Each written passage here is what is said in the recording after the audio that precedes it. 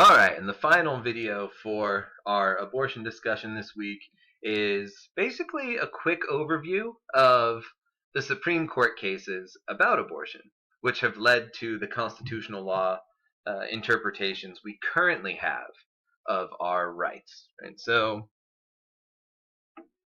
things have changed drastically since the 60s when this sort of court discussion began.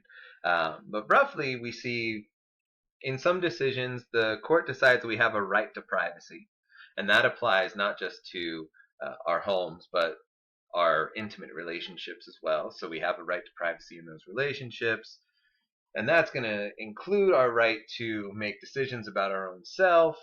And then the court steps in and says, even though that justifies some abortion, the state has some interests that can override your right to privacy, and then things just go on and on and on. But that's sort of the rough story, right, to get us to where we are today.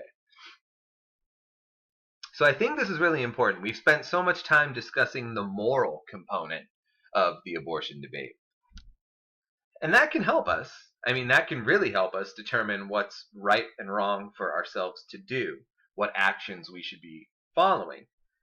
The problem for us is the law is not always going to line up with morality. So we need to study the legal component as well for two reasons. One, so we know what our rights are, and so we know when we're allowed to have, or when our family members or spouses, loved ones, are allowed to have abortions, but also to see what changes are necessary in the law to make it match morality. Because if, excuse me, if morality says that all abortions are permissible, which I'm not claiming it does, but if morality were to say that, and then the law limited our ability to get an abortion, well, then we now see the steps we need to take to fix that law.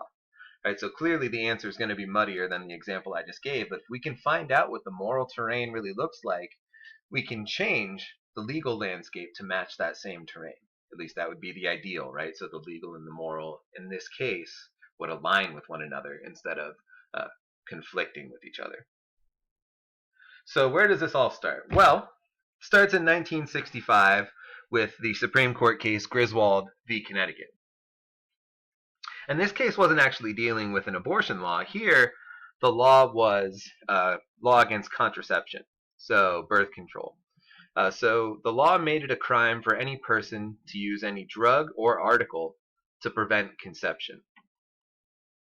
And then also made it a crime not just to use it, but even to prescribe contraception or counsel about effective methods of contraception.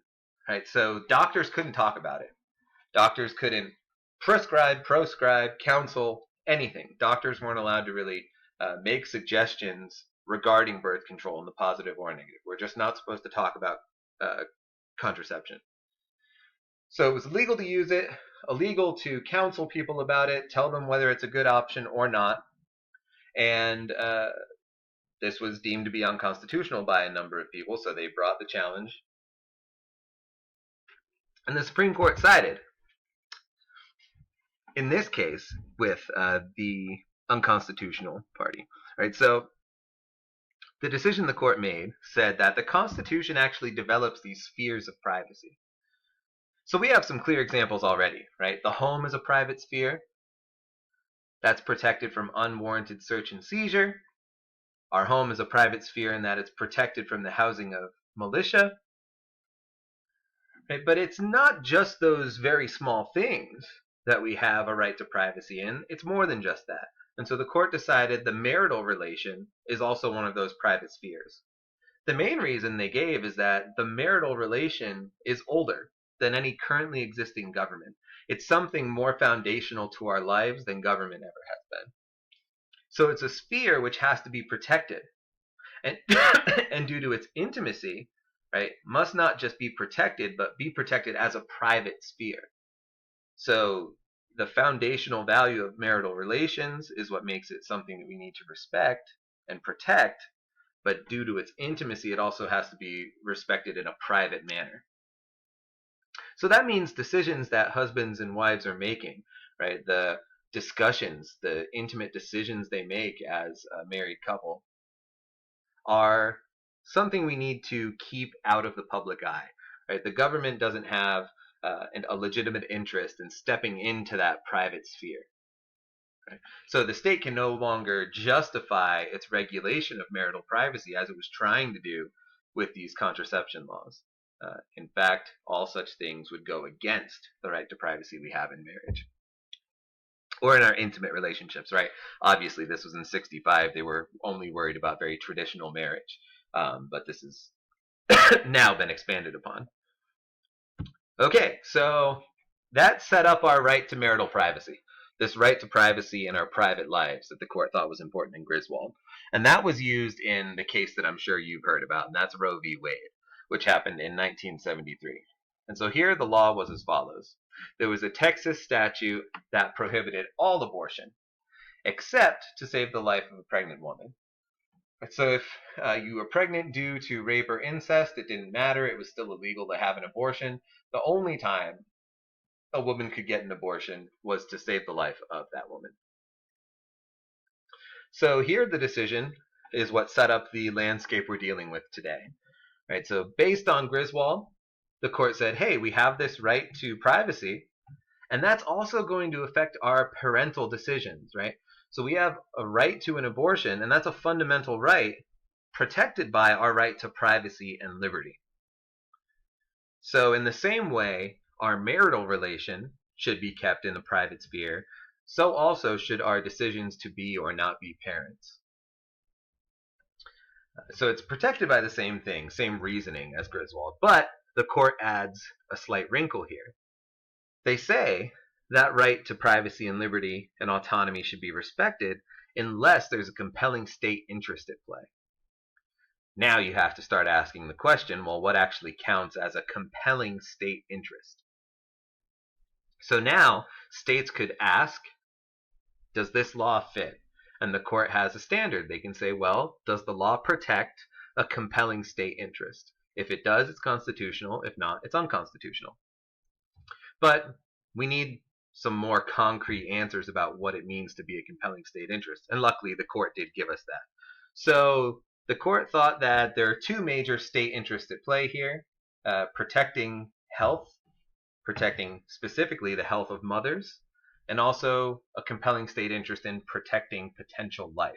We'll talk about these a little bit more. But these two interests that the Supreme Court claimed the state has led to this following three-tier system. There are the two legitimate interests there for you. Protecting the health of the mother and protecting the human life inside her potential life. So the first tier claims that during the first trimester, the risks of an abortion are actually lower than that of childbirth. Right? Childbirth is not significantly, but it's definitely a dangerous thing. Right? It's traumatic, painful, so on and so forth. People are more likely to die giving birth than they are when they have an abortion, even with complications during this first trimester. So the Supreme Court said, if that's the case, if it's actually safer to have an abortion than carry the child to term during the first trimester, then the state has no interest in limiting abortions for the protection of the mother. Clearly, that should make sense, right? If going through a childbirth was actually going to harm mothers more so than early abortions, then protecting the health of the mother requires that we allow these abortions. So during the first year, the only thing a state can do is make sure basic health safeguards are in place, right? So that even when people have an abortion, they're at least in safe conditions. So here's an example. It has to be performed by a doctor, right? It has to be in a sterile environment, so on and so forth, right? All the classic making it safe for your health. Okay, but then we get to tier 2. And this goes from the end of the first trimester up into the point of fetal viability. What do we mean by fetal viability? We mean this is the point where we could take the baby out and keep it alive through medical means. Right? It no longer needs the mother. It's viable on its own. We just need to have some medical intervention to make sure it makes it the rest of the way. But this happens somewhere between 24 and 28 weeks. And the court said, still, the state only has an interest in protecting the health of the mother at this point. The fetus isn't viable. There's no way they can protect the life. All they can do is protect the health of the mother. Now, though, pregnancy is a little bit riskier at this point. Abortions, are a little bit more risky at this point. So regulation can now enter in to protect the health of the mother. right? So before, abortions weren't risky. State couldn't do anything but basic health safety. Now, abortion's a little bit more risky. The state can start putting in some regulations when they feel it's appropriate. So here's an example, right? There were laws requiring a doctor to describe the risks and then also receive informed consent from the mother. Those would be constitutional in Tier 2 cases because they don't limit the mother's ability to receive an abortion and they protect her health. Finally, there was Tier 3, and that's all points after fetal viability. Here, now that the fetus is viable, the Supreme Court claimed the state has an interest in protecting potential life. So at this point, the state can pretty much put any type of regulation it wants in, unless it's going to cause the mother to die, right? So here, the state by state, they can make laws saying all abortions are impermissible. They can make legal restrictions to avoid or make sure that women don't get abortions. Still, even in this case, the Supreme Court said abortions have to be allowed to save the life or health of the mother. But all other types of restrictions are available in Tier 3. Here's some interesting questions you should ask yourself about this decision. Does the state really have an interest in protecting the health of mothers? Or is this too paternalistic?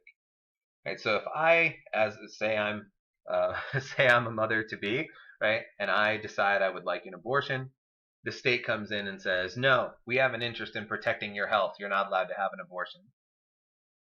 This seems too paternalistic, right? You can't protect my health against my own will. If I don't care about my health or think that something else is so important that it overrides my health, who's the government to come in and say, no, we're going to make sure you care about your health, and even if you don't, we're going to protect it anyway? That seems pretty paternalistic, seems like it's going to be hard to justify. Another couple questions you should ask: grant that the state has an interest in protecting potential life, but then says there's some weird consequences with that. So if the state really does have an interest in protecting potential life, then why does this only apply to after fetal viability? Right? The fetus is potential life at all stages. So if the Supreme Court was right and the state really does have an interest in protecting potential life, it seems like they have that interest from the moment of conception on, right? Because all of that is potential life. But the Supreme Court doesn't apply it that way, and it's not clear why. Second, if the state really has an interest in protecting potential life, well, then why wouldn't this mean that the state has an interest in things like banning masturbation or other practices which harm potential life? Right? Every time a man masturbates, he's sort of throwing away potential life. So if the state really has this weird interest in protecting potential life, then it seems like it has some really drastic consequences that the Supreme Court didn't follow. So, to be consistent, they should either enforce these crazy consequences, or they should just realize the state doesn't really have an interest in protecting potential life. And I think that's right. That's not the role of the state. The role of the state isn't to protect potential life. The role of the state has to be to sort of organize our interactions and make social goods available. Protecting potential life is not one of those, but that's up for debate. If the state really does have those interests, it has these weird consequences. And then finally, there's Planned Parenthood v. Casey, which happened in 1992, and here Pennsylvania tried to pass a number of statutes to act as hurdles to abortion to make it harder for women to get them. 24-hour waiting period, informed consent, minors had to get consent from their parents, and wives had to get consent from their spouses. And the court decided that all of these statutes were constitutional except for the spousal consent one, because that took all the power out of the wife's hands and put it into the husband's hands or the spouse's hands. And so the rest were constitutional. They didn't impose an undue burden, but this did. And so this is what's important about this case. It established this undue burden standard. So now the Supreme Court said, states can put in any type of regulation they want as long as it doesn't impose an undue burden on the woman's ability to get an abortion. And this led to a flood of legislation. And so in the discussion for this week, we're going to discuss some of that. We're going to look at attempts by states since Planned Parenthood v. Casey to put some regulations on abortion to restrict people's access and then claim that it's not an undue burden. So that'll be your task for the week. But hopefully now you have a feel for what your rights are and a layout of the legal landscape regarding abortion. And that's it. Thank you.